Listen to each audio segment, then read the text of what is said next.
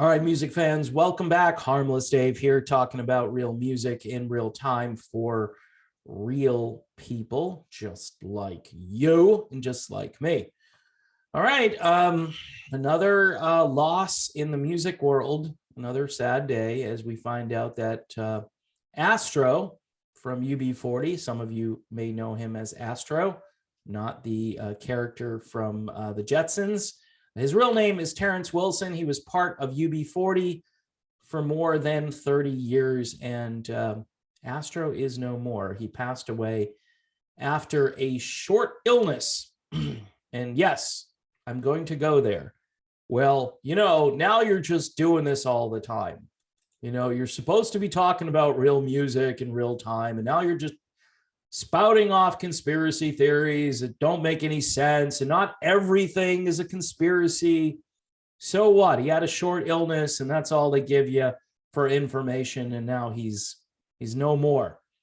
The other day, we found out natural causes were heart problems and various substances in your bloodstream. Those are all natural causes, according to what they were saying about poor Tawny Katane, who, again, I definitely want to leave that one alone. I've gone 3 videos on that, and I still don't know really what happened there. Still sounds kind of suspicious. Well, again, this guy is 64 years old, and people are starting to say, well, that's kind of old, 64. Really? No, it's not. I mean, Sammy Hagar looked like he was like 35 when he was 64. So 64 doesn't have to be like the old geezer about to fall down the stairs. It doesn't have to be that way. Terrence Wilson, who was part of this band for quite some time, helped sell 70 million records. Of course, UB40 had 3 #1 hits, including Red, Red Wine and Can't Help Falling in Love. Astro sang the lead vocals on Rat in Me Kitchen, was released in 1987. So again, a big support player for this very successful band. In a statement on Twitter, Astro's former bandmate wrote, "We have heard tonight the sad news that ex-member of UB40, so he wasn't currently in the band, Terrence Wilson, better known as Astro, has passed away after a short illness." That's it. Our sincere condolences to his family. And yes, absolutely, 100%. Thoughts, prayers, condolences going out to Wilson's family. And that's it. There's really nothing else here in this article. There's no, he'd been suffering for a while. It just is a short illness. The nature of the short illness is not known. And here's the thing, all right? I totally understand the privacy angle of this, where people, they don't want to disclose anything, especially if it's not the most elegant way of passing. For instance, if this guy did have some kind of problem, self-induced, self-imposed problem, where a lot of musicians in the past have succumbed of their own doing. In other words, they were doing something that was making themselves not healthy. All right. And we know all of those extracurricular, as Steve Perry likes to say, extra party activities, which I think is a little, again, these guys are really trying to just soften the language and make it very innocuous, where you have to kind of figure it out and read into it. It's just that we're seeing a lot more of this. There's really high profile random things that just happen. I think the worst of them still was Hank Aaron, where he did this big public display of, yes, I'm doing the thing and everyone should do the thing. We all bundle. And for those of you African Americans who are a little bit hesitant, and by the way, this guy was African American in UB40, just putting it out there. Hey, here I am. And on television, and you're watching this as they do it. And then a few days later, I don't know if it was a few days, but it was pretty shortly after that event, Hank Aaron was no more. And they even wrote, if you Google it, they're saying the Hank Aaron incident created some hesitancy. And why wouldn't it, right? Why wouldn't it? Like, everybody's just going to sit there and go, oh, I'm going to run out and do this. But then they made all these excuses, like Hank was old, Hank had these other issues, da da da da da, all these different things, right?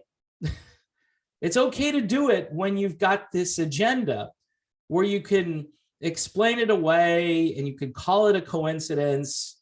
And here you are, Dave, stoking the conspiracies and saying these things which are probably not true. I don't know if they're true or not. Don't know. Just mark me down as don't know. But everybody else is going to say, yeah, that's not what did this. Stop it.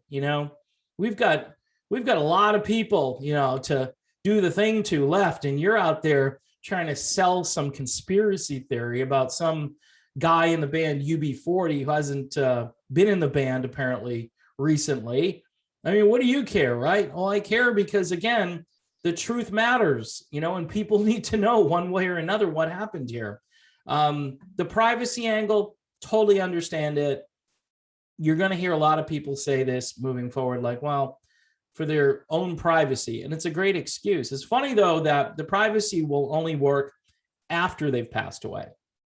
Privacy doesn't seem to work when you say, you know what, you don't really have a right to know what I'm going to do, right? You have no right to pry into my medical business. But, afterwards, hey, privacy really matters afterwards, which makes no sense, because why? This might hurt the guy's estate, like people will not buy the albums anymore if they find out that Terrence had some kind of substance abuse issue, or I don't think that's going to really matter at this stage. I think the band has made the majority of their money at this stage. And I don't know, telling the truth to me doesn't really seem like a bad idea. The other day when I interviewed Stephanie Calvert, she said to me via Facebook, I hope more people will learn the truth and it will help people. That's what she said. I hope, me speaking out will help people. And of course, being in a toxic relationship with people was part of that issue as well. But everybody was walking in lockstep, and she did not want to walk in lockstep, even though she was willing to do everything they were asking her to do. But it wasn't enough because she didn't think like they think. And so that was part of her mistake as well. But it should be your business, right? It should be your business. It's only your business apparently when you're not here anymore. Then it's nobody's business as to what happened to you. But while you're alive, hey, it's fair game.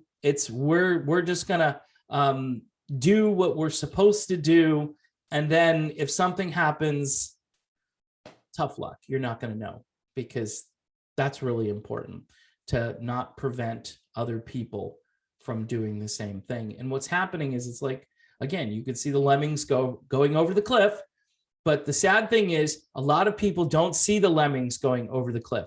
This could be another instance of a lemming going over the cliff, but they're not going to let you see that happening. What they're doing is preventing you and just telling you, that's great, it's fine, there are no lemmings, you're a conspiracy nut, take the tinfoil off your head and just move along. So in any event, sad news. Great band, great legacy this guy had, but unfortunately he is no longer here. And my guess is we probably won't get a follow-up on this. And if we do, it'll be 3 or 4 months removed from this moment. People will have forgotten about it. And there'll be a little blurb somewhere. And, I'll dig it up and it'll say something like, oh, well, a sudden catastrophic thing happened, which is really out of character because he was really healthy, or you'll get something, but it still won't explain it. It will just kind of gloss over it. And to me, it's just sad, people. It's every day. It just gets more and more stupid, sad, and predictable.